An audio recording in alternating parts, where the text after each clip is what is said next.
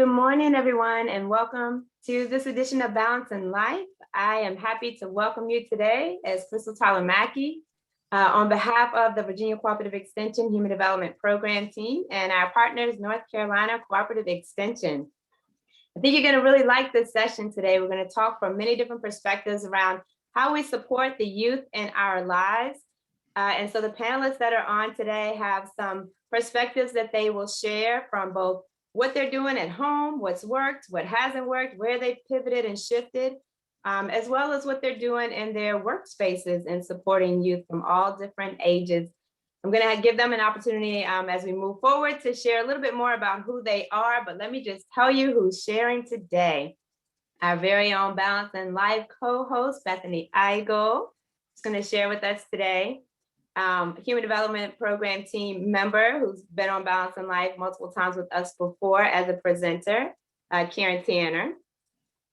And our buddy who has just recently transitioned out of Virginia Cooperative Extension into a fatherhood initiative position is hanging out with us today, Reggie Morris. And so looking forward to the things that they're going to share with us today. So quick reminder, if you are on back again or up, notes if you're on for the first time, we are a group that likes to engage a lot in the chat box with our thoughts, ideas, questions. So feel free to take advantage of that, engage in that way. Quick reminder, this is a Zoom webinar platform. And so the chat box automatically defaults to only allow your good thoughts to be shared by those of us who are panelists.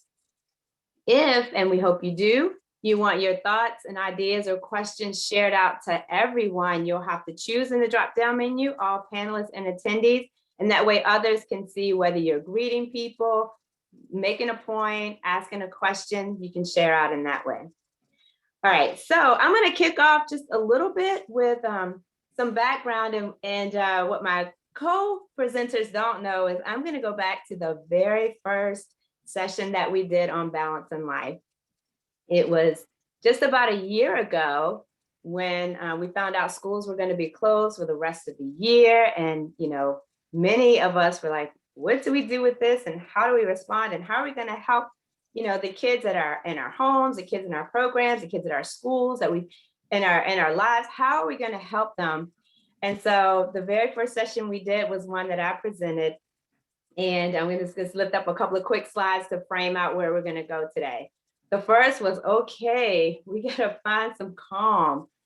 We've got to be able to model that for the youth that are in our lives, whether they're the tiniest little ones, that infants and toddlers, or they're, college age.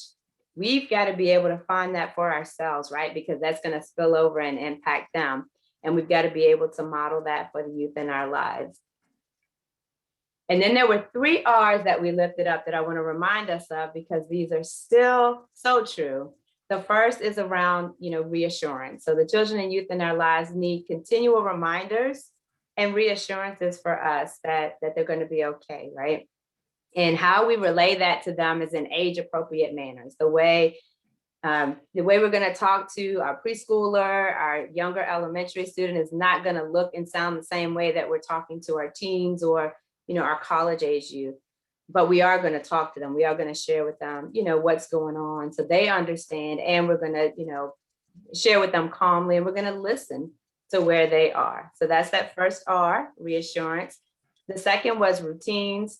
All of us thrive on some type of routine, some more than others, but most of us, children and youth in particular, do better when they know what the expectation is, right?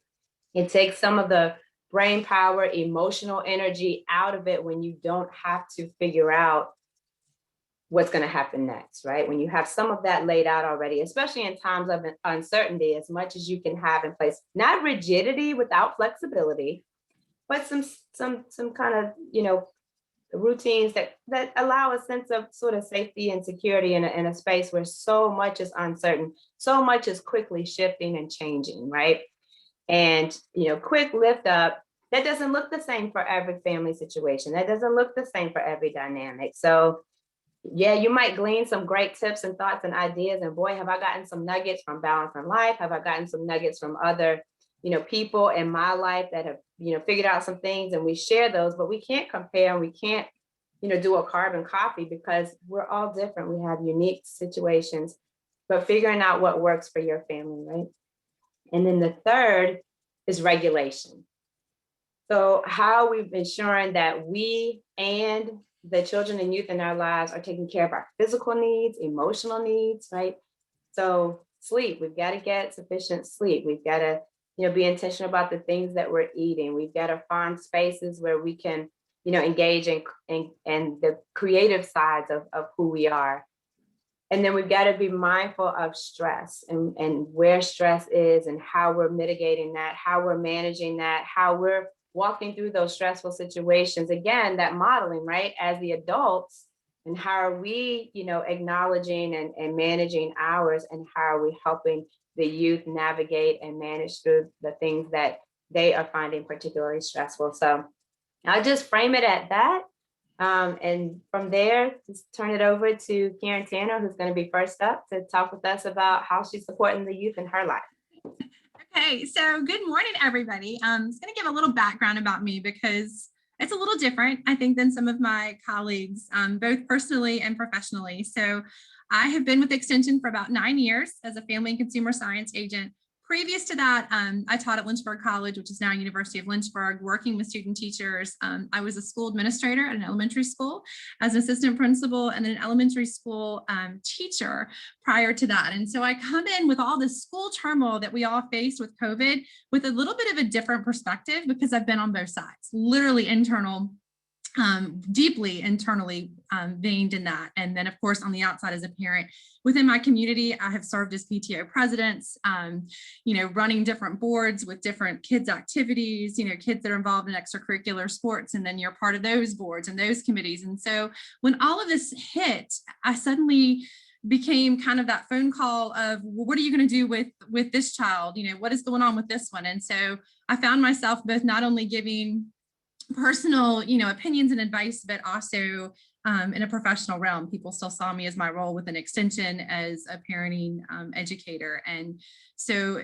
I kind of felt like I was on a spotlight, constantly in a spotlight, constantly on a pedestal. And my family is, I've got my oldest child is 21 now, but she was in school and her world completely rocked when she came home for spring break last year and didn't go back. And so that was a huge transition. I have a child that was finishing off 8th grade, now in high school. And then we have what we love to call our midlife crisis toy, who is 4 years old. And so he was just getting ready to turn 4 and going into preschool. And we had no idea, it's not like I had 2 older kids and we could just continue to function from home. I had a 3-year-old and his 4-year-old that we had to fit into that dynamic. And so as we have had to kind of continue with our 3 R's as best as we could, and, reassuring the 3 of them and still trying to keep a routine and giving them that support, it's been a little bit different because I'm trying to support, an adult that is still looking for reassurance from us as parents, and regulating a child that is already struggles with transitions. My son is right on the cusp of Asperger's, has ADHD and a hearing difficulty. And so transitions are never easy for him. And then suddenly he's got to finish, a year at home with credits that are going to carry on to high school. And what is that going to look like? And he was stressed about that. And then starting with this, do we keep him home? Do we do hybrid? What do we do? I was fortunate in my county that we had a hybrid option, and we chose to do that with our high school student. But the biggest thing that I had to take a step back and realize was that we had to do us. So I told my friends, I'm like, what I'm doing may not be what's best for you. You have to do you. And I have found that that has been my continual thing from the beginning. A year ago was I had to step back and not do what sometimes as the old school administrator, the old teacher, like what I might have preached to my kids for a long time. I mean, my standards were pretty high for my kids academically, but you have to sometimes take a step back. And I found for me, not putting that constant pressure that my middle child, my now high school freshman, has excelled, because it was supporting him with what he needed, and he has thrived in doing. I left him to kind of make some of those decisions, and he really decided he wanted to go back and do a hybrid approach. And the transition was difficult at first, but for him, that's what he needed. He needed to be able to have some control of that decision making. I had to do me. We had to do us.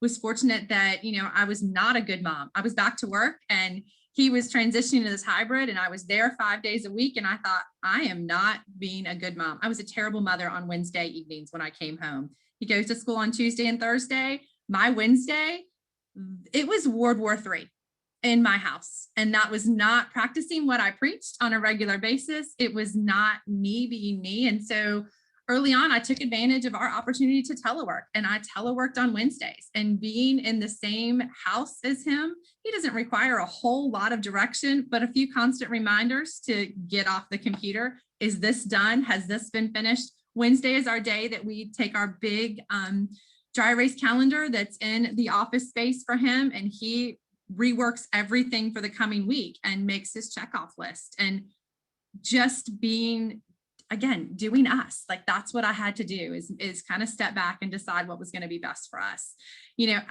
I think the most heartbreaking thing is someone with a huge human development, child development background. And when my 4-year-old asks if I need my mask for this, or, mask has kind of become a permanent accessory for them. And my high school student as well, it's always in a book bag and he shoves it in his hoodie pocket. But for my 4-year-old to ask, oh, I need my mask, that was the hardest thing for me as a mom, going through having 3 children and having, I started when I was 24. I had my first one, I'm 24. I had my last one when I was 40. There was a huge gap of maturity on myself and realizing the difference I had to accept for myself, that this is what life is like right now. Now, life may be different in a year, and I hope that it is, but I had to accept that this is the new norm for us.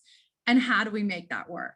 And just, I go back to that reassurance that everything is going to be okay. We are going to figure this out together. My college student went on back to college, has transitioned great once she was able to do online, and she's got some in-person because you can't do a dance minor in online classes. And so she does have fortunate that she's able to do some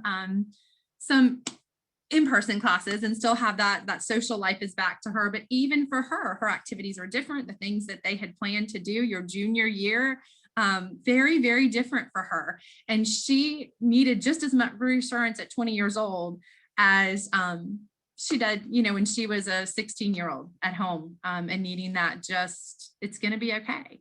I think what I have with that older kids is that they have the recognition and the realization that the world that we're in is full of a lot of turmoil. And I have enjoyed being, as I have more and more been, what's best for us, what's our decision to make as a family, and watching my older 2 help be a part of that decision making as they support the 4-year-old. They got him under the ring and having to go, you know what, it's okay. You're not going to have to wear that mask forever. I don't think you're going to have to wear that mask forever, and that things will be different. And, I think that modeling that has really, and we weren't perfect. Oh my gosh, we struggled. There were times that we struggled as a family to make those decisions, but we did have to take a step back and say, what is going to be best for us?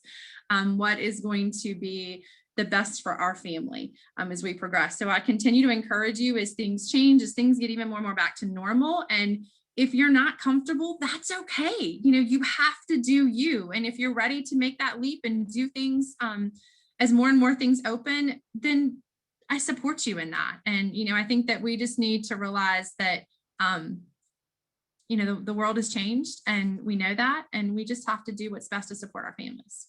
So I'm going to pass it on over to Bethany. She's got some great slides to share with us and some great wisdom advice when it comes to teenagers. Thank you so much, Karen. And great words to hear from you, having a perspective from many different angles. But good morning, everyone. So I'm a parent to teens, and 13 all the way to 18. So I know it from the personal side, but also my role as a 4-H agent. My specialty is teen leadership and development. It's something I'm quite passionate about. And so I'm pretty practiced in navigating this space of supporting teens. And I'm dubbing this as the Terrible Twos round 2. And I say that jokingly, but also some seriousness, because there are some commonalities. Communication gap being just one barrier depicted by the cartoon here. Just the difficulty understanding one another can kind of get in the way sometimes. So Crystal, next slide, please. And some of those commonalities between 2-year-olds and teenagers, both stages, those kids are doing exciting new things, like the development is just on 100, and they're also pushing boundaries. The 2-year-olds and the teens are pushing our buttons sometimes. There might be tantrums on both ends of that spectrum of ages. And the major developmental task that faces both of those age groups is also similar. So they're both trying to pull away from parents and assert their own independence, right? And that can cause friction or tension sometimes. And it looks to adults as if the teens just think they're the center of the universe. But really, they're laser focused on finding their own way. And that is a natural and healthy step for your teen to overcome before going out into the real world as an adult. So we need to encourage and foster that sense of independence. It's a good thing. And teens are especially starting to make decisions about things that have actual real life consequences, but they're not always good at regulating their emotions just yet. So, teens are prone to take some risks, make some impulsive decisions, and this can make for complicated relationships. And we're walking a thin line as an adult supporter between being in charge and letting go, right?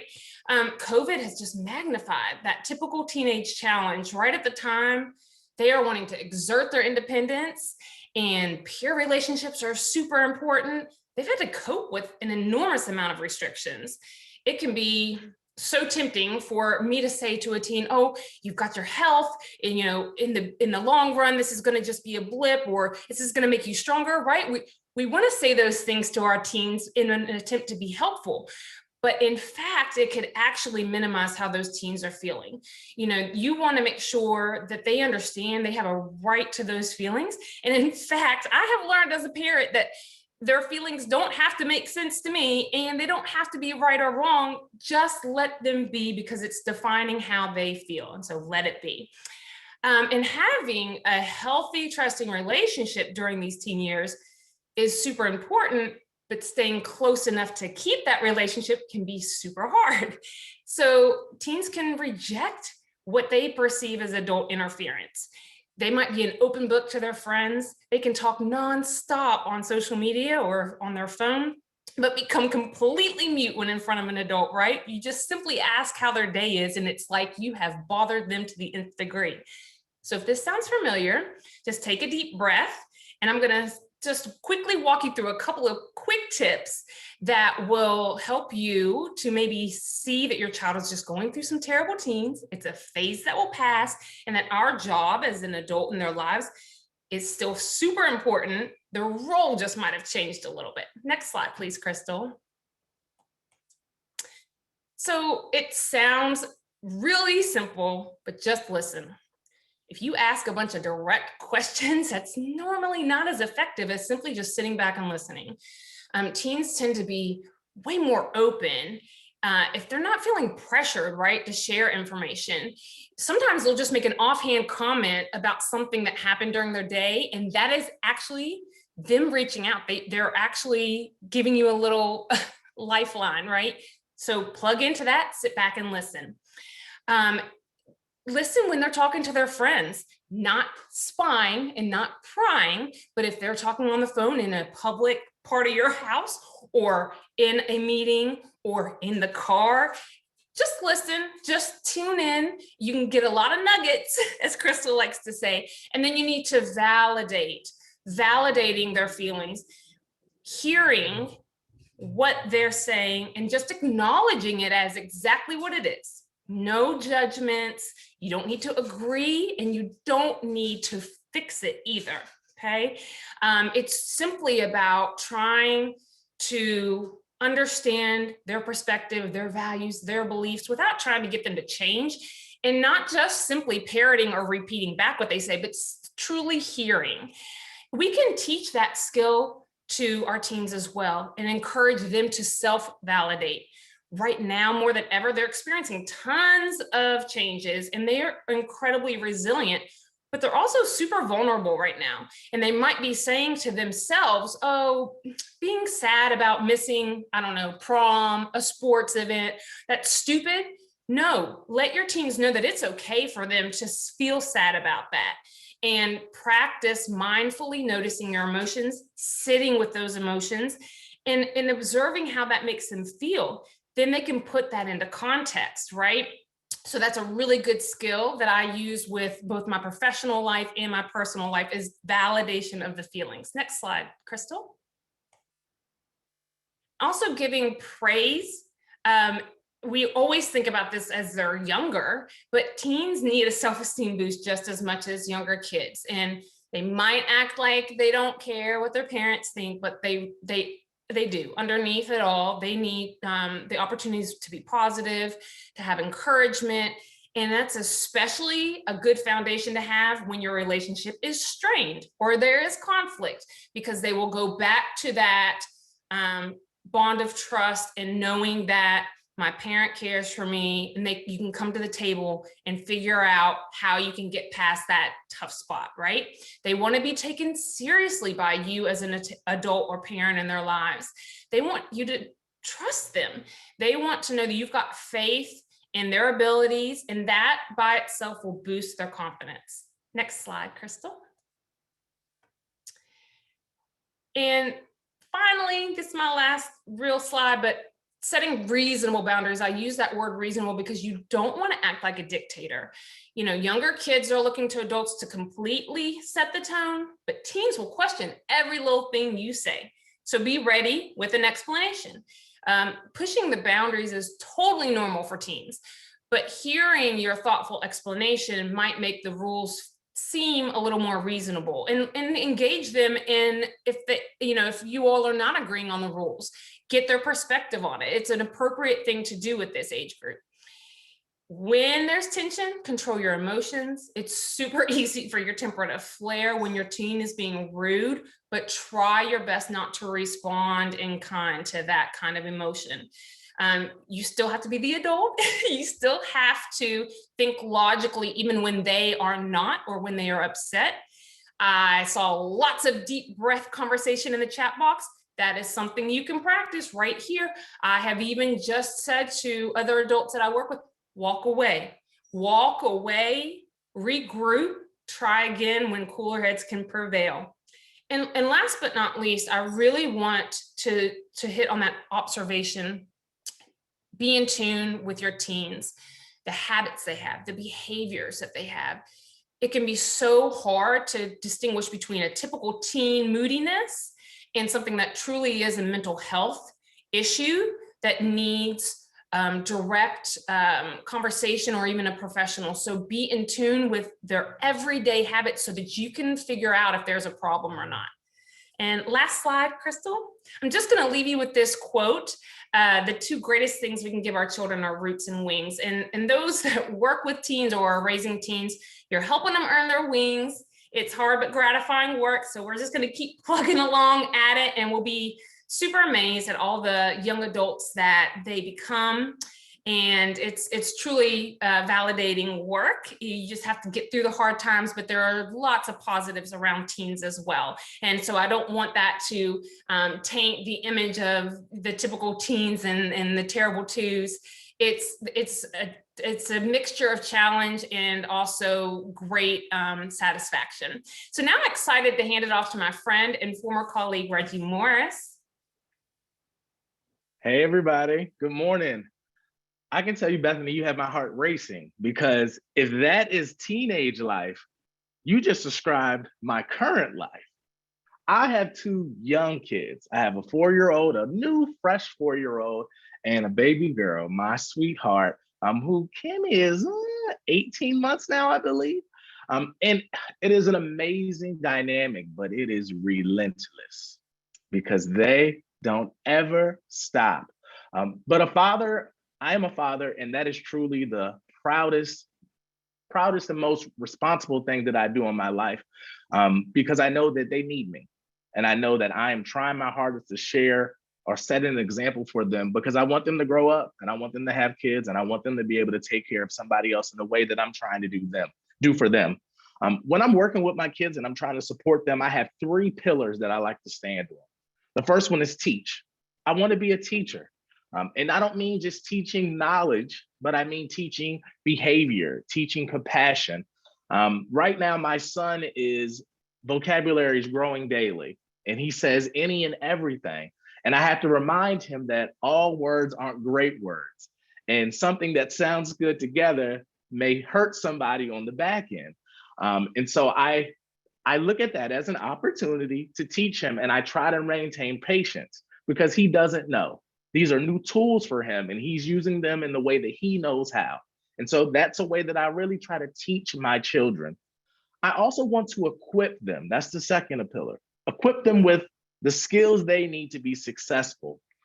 Sharing is a big thing in our house right now. When you're talking about a brother and a sister who fight over the same toys, who want everything at the same time. And so we're talking about, how do you manage resources, Reggie? How do you manage resources, Cammie? If there's one car but 4 hands, how are we going to navigate this? And we let them fight over it. And not to the point where we want them to come to blows, because believe it or not, it's down to that now. My younger child is the bully. The baby girl is the bully. She is the one that's laying the smack down. I don't hear her cries. I hear my oldest son's cries.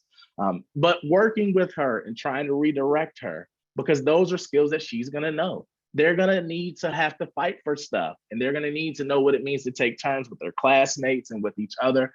And so I want to equip them with those skills. And last but not least, I want to unite them. And when I say unite them, I do not know everything. I rely on conversations like this. I rely on my wife. I rely on my community to help me be a better man and a better father. That's what we all should be doing. And it doesn't mean that everybody's solution is going to work for your problem, but there may be part of it that you can adapt to make your life so much easier. Teach something, equip your kids, and unite them under a greater banner. Let me show you a picture of my kiddos before I get out of here so you all can see what I'm talking about. Cammie and Reggie, snow day fun. I love these kids, and this has been an amazing year because I've got to spend the most amount of time with them. Some days I collapse on the bed and I'm exhausted, but other days I'm so thankful because they're literally growing every single minute. To everybody out here, I am not doing 4-H anymore, but I am doing some great work in this fatherhood space. If you are a father or you know a father who's looking for some opportunities to help them become a better father, but maybe also some workforce opportunities to improve their position as employee, reach out to me. I'm going to put my email in the chat, and let's just have a conversation. Thank you all for inviting me, and I'm going to turn it back over to you, Crystal, to close us out. These are some good, rich, if you've been on, as Bethany already called me out, I like the nuggets, right? So I've grabbed some nuggets from this. Reggie, I don't know what it is about the youngest. I saw some other people posting too. My baby girl, the youngest of 4. Oh, that's the one we gotta rein in. It's just, I always say she was just born like that. She was just born like that. She just kind of, yeah. So we're working. We're seeing some progress, right? And I appreciate that. Your 3 nuggets, I posted those in the chat because I thought those are really great reminders of where we are, right? Karen, the do you figure it out? How do you support in those 3 different spaces? That's I mean, we know it, we say it, but in this context, that jumps out to me, especially someone that has all this book knowledge, right? This is all my book knowledge, learning knowledge, degrees in the human development space. We know what we're supposed to do. And then this COVID hits and I'm like, oh, we are way over the screen time limit. That just, I mean, just kind of throw that out there. I had all this whole spiel about how much screen time and what type of things. And, I still try to keep them educational and have some limits, but can I just tell you, forget it. Just forget about it, right? And Bethany, thank you for reminding us that we do have such a critical role and helping our teens as sort of their last transition under our guidance before they do transition into adulthood, and reminding us that, those transitions are part of the development, right? So, and yes, we're still the parent, but I wrote down mommy moment, because when you said sometimes you got to breathe and walk away, I wrote down mommy moment. So our kiddos range in age from 9 to 18. And so I was like, I use the phrase sometimes. I'm like, if I really am feeling it, and a lot of times it goes back to the self-care too. If I've had a super busy day, super intense day, I'm stressed, I'm tense, and then they come in stressed and tense, sometimes I'm just not equipped. And I say, I just need a mommy moment. I just need a mommy. I just need a, and they know if I say I need a mommy, give it. Because I don't ask for it much, but don't push it if I've asked for it. Give me a moment. Let me go breathe. Get it together, because it can spiral so quickly. So just dropping those quick nuggets. I really appreciate those. Reggie, do you have information about your programs, the work that you're doing that you could share out? I do. What I can do is, I don't know if I'm able to drop the flyer in the chat, but I will share my screen. If you want to take a quick picture, the links and all that good information is on there. We can go that way. I think that would be great. Awesome. Thank you for the opportunity. And Yes. while I'm pulling this up, oh my gracious, I have too many things up. This is a great program. It's a 12-week free program. We're doing it all virtual. Anybody who wants to sign in, we just talk about dads, talk about being a dad, being a man, what it means to be a father, things like that. Just give me a call and I'll help you out. I'll give you the whole breakdown. Here we go. Can you see this? I don't know where it is. Can you see the screen? It says your screen sharing, but we only see the black screen. All right, hold on. We're coming. We're coming. Herman, I'm gonna come to you. All these other folks shared today. What you taking away, Herman? Well, I just, I know that, all of this is great information. And I'm just, just want to reiterate a little bit about being there, and being a parent is really important. One of the things I always laughed about is, sometimes the children will grow up and they're just like the babysitter, because they've been around the babysitter more than they've been around the parent. Well, this pandemic has given us an opportunity to be around our children, so our children can grow up and be like us. So that boy is just like his daddy. It's just so wonderful to see stuff like that. And so, we need to be there and be there for them, and let them, they want to imitate us. So be there so they can imitate us, and be yourself. And, I guess being your true self around your children is more important than, trying to do something that's not real. Be yourself around your children, and they'll help you be a better person. Thank you for that, Herman. I had a beautiful opportunity last week working on a project that I got to engage together with Herman and Herman's amazing adult son, Josh Macklin. And I reached out and shared something with Herman later, that it just really was a beautiful moment and opportunity to see how, his adult son and he just interacted over this work project. It just really was an uplift and an encouragement. So I'll just go on record as for saying that out loud. Well, having said that, it is our time, and it always goes fast. Reggie, thank you. We're gonna have to have you back. Yeah, please, Reggie. anytime, please. So stay tuned. I'll be reaching out. Karen, Bethany, thank you for leaning in and sharing some perspectives from the personal and professional side as well. Thanks to everyone for being here. This is always a good reminder as we go out into the weekend, what it is, whatever it is we have on our plates, what we're going to do, what we have ahead of us. We can get through this. We can do this together, right? We can do this together, and being that good role model, the modeling for yourselves, the modeling for your children, breathing, all those reminders. Thank you all for all that you do. Thank you for being here. Join us again, same time, same place next week, different topic. Take care. See you soon. Bye. All Bye-bye. right. Reggie, proud of you, man. You're doing a great job and you are in the right spot. Fathers, that's it. Thank You you. are right where you need to be. Good job. Thank you. Thank you. Thank you. I appreciate that. It's good seeing you all. Take care, everybody. Good Hey, to and see you like too. I said, I am here and able, connected. Let me know what I can do to help out because I love extension. Don't get it twisted. Absolutely. We're gonna have you back. All right. We love Bye. you too, Bye-bye. Reggie. Bye.